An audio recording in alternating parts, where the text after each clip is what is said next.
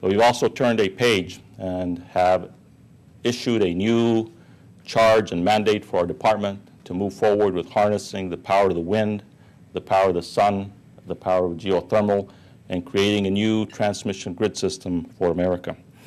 The Department of the Interior has long been in the business of helping develop conventional energy resources on America's lands and oceans, particularly oil and gas and coal. But until now, Interior has done little to help explore America's vast deserts, plains, forests, and oceans for their vast renewable energy potential. And make no mistake, the clean energy potential on America's public lands is simply staggering. It is simply staggering. Americans have an estimated 206 gigawatts of wind energy potential on public lands in the West alone, an estimated 2,900 gigawatts of solar energy potential in the Southwest, and an estimated 1,000 gigawatts of wind energy potential off the Atlantic coast alone. If you add all that up, that's over 4,000 gigawatts of power, roughly about what it takes to power 1.2 billion homes. That's a lot of energy. To wisely develop these resources, the Department of the Interior has already begun to open its doors to good ideas for large-scale renewable energy projects on public lands that protect our land and our water and wildlife, but at the same time open up this door to the new energy frontier that will help us move forward to tackling the driving forces of our time, which are national security, economic security, and environmental security.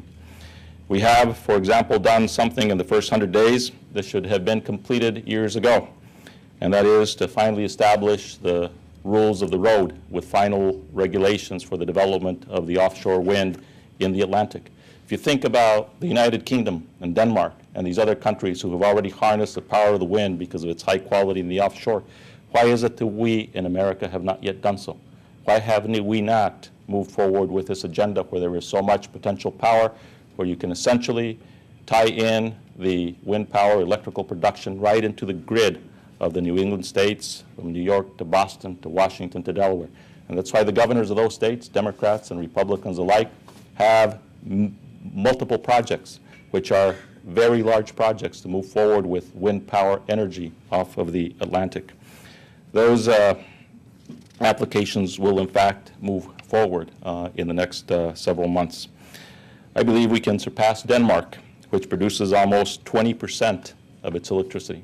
So this is not pie in the sky stuff that some pointy-headed academic over here is telling you we're going to achieve. Denmark, a small country, has already produced 20% of its electricity just from wind power alone. If Denmark can do it, there's no reason why the United States can do it. If Brazil, as a third world country, can become energy independent because they started on their projects 30 years ago, there's no reason why these United States of America cannot become energy independent as well. Here in Ohio, leadership in wind means a lot of things. Nationwide, it is estimated that if we fully pursue our potential for wind energy, we can generate as much as 20% of our energy from offshore. But it also means that here for Ohio, there are things that can happen that will be very important to Ohio. First, there's a growing interest among utilities in harnessing the wind potential on the Great Lakes. I know that Cuyahoga County is working on a demonstration project in Lake Erie. That's a very important demonstration project for us. From what I've seen and learned from the scientists of the National Renewable Energy Lab, Great Lake winds is some of the best wind in our country. Second, the growth of clean energy in this country will create manufacturing jobs right here in Ohio. Governor Strickland and I both visited the American Wind Energy Association annual conference in Chicago this year. Around 70, take that number into your mind, 70 Ohio manufacturers were there. These are manufacturers who are now creating jobs for this wind energy revolution that we're seeing, and it's happening right here in Ohio as we build wind turbines. And there are also others who are moving forward with taking advantage of the solar potential, which is about ready to unfold for the United States. Let me say that we as Americans have a proud tradition of transforming crisis into a new foundation for growth and prosperity. After all, it was in the midst of our nation's bloodiest conflict, the Civil War, that a president by the name of Abraham Lincoln decided that in the midst of that war, which cost over 600,000 American lives on our own soils, that he would set aside the lands that became Yosemite National Park. He did it because he knew that Americans would refuel their spirit from the landscapes of this country. And it was at the dawn of the 20th century, with our cities and our industries growing and our open lands and watersheds disappearing, that President Teddy Roosevelt, including with his visits here in Ohio, expanded our national parks and set aside the world's largest system of lands dedicated to wildlife conservation, the National Wildlife Refuge System. And it was in the darkest days of the Great Depression that President Franklin Roosevelt put 3 million young Americans to work in the Civilian Conservation Corps. I know many of you here in this room have visited with John and others at Cuyahoga National Park, but to watch the crown jewel bridge that the Civilian Conservation Corps built on that site tells you what we can do as a country when we put our heads together, that we're going to do something.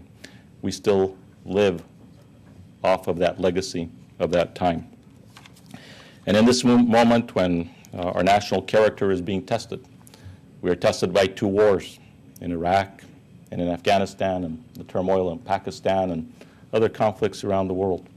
And we're tested here at home because we are seeing a time of economic strife, which is the worst strife that we have seen since the Great Depression. We know that when we look back at our history, that we can find the resolve and the inspiration to get through these tough times. So that's what we are doing today. That's what President Barack Obama has said we will do for America. He has said that with your leadership, with your involvement, with your participation, with the business community, with the conservation community, not just Democrats, not just Republicans, but all Americans working together in a united way, that together we will recover, that together we will rebuild, and together we will create a new era for prosperity and security in our country. Thank you very much. We'll have you back for questions in a moment. Sure. Happy to do that. Please have a seat, and we'll be with you in a moment. Thank you. Well, today at the City Club of Cleveland, we're listening to a special forum featuring the Honorable Kenneth Salazar, Secretary of the Interior. Now we'd like to return to our speaker for our traditional City Club question and answer period. We welcome questions from everyone, including guests. Holding the microphone today is Assistant Director of Development, Marcella Brown. Secretary Salazar, would you come back for our questions, please? Good afternoon. First of all, welcome to Cleveland, and I want you to know I hike every weekend in the Cuyahoga Valley National Recreation Area. I'm glad you've enjoyed it. Thank you. But my question is about... Your name? David Tryon is my name. David. And my question is about subsidies, federal subsidies to these different areas. You've got, as I understand it, the federal government does not provide any subsidies to the coal industries or to the natural gas or to the oil industry.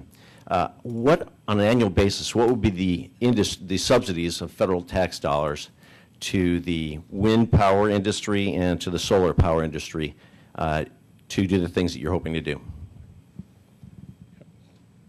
There will be and are significant production tax credits that we have provided for both wind and solar and geothermal, as well as for advanced biofuels, including cellulosic ethanol. And so some of them have been in place for a very long time. In fact, some of them in place while I served in the United States Senate, and they were supported by President Bush at the time. What is different today is that we are making those kinds of investments looking at the long term and providing certainty to the business community, because in the past, whenever anyone was wanting to invest in any of our renewable energy portfolio, it was very hard for them to do it because it was kind of a stop and start sort of thing. You'd never know whether the incentives were going to be there in the following year.